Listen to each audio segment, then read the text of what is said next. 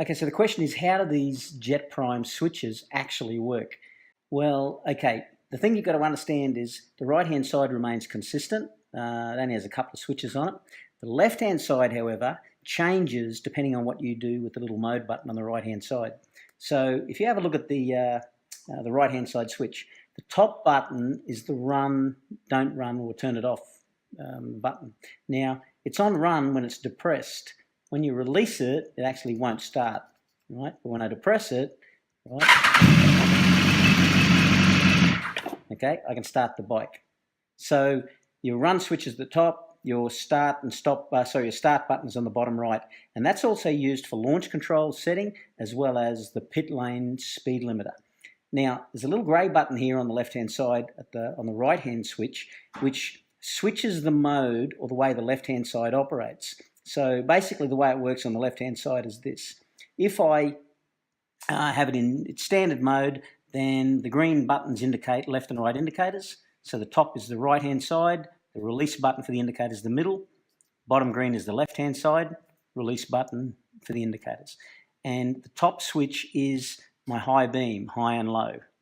Now, the way it works here is you've got your horn connected to the bottom, okay, and at the back, you've got your trip and your set button located at the top and bottom on the rear. So my trip button, so if you see, watch the dash, I can actually scroll through my trip settings, okay, back to there.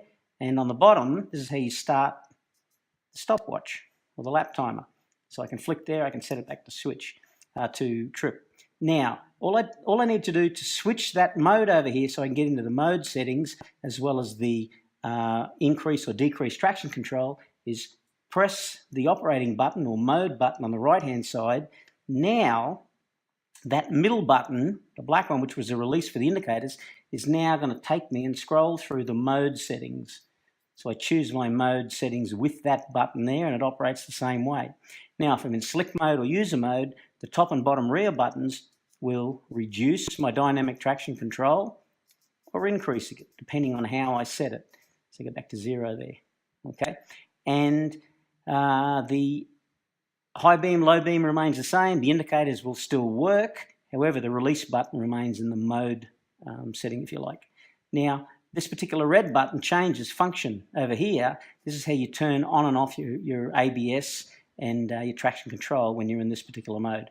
All I need to do to flip back is press the mode button on the right-hand side, right? And now I'm back to the setting I had originally. So there you have it. That's how these switches work.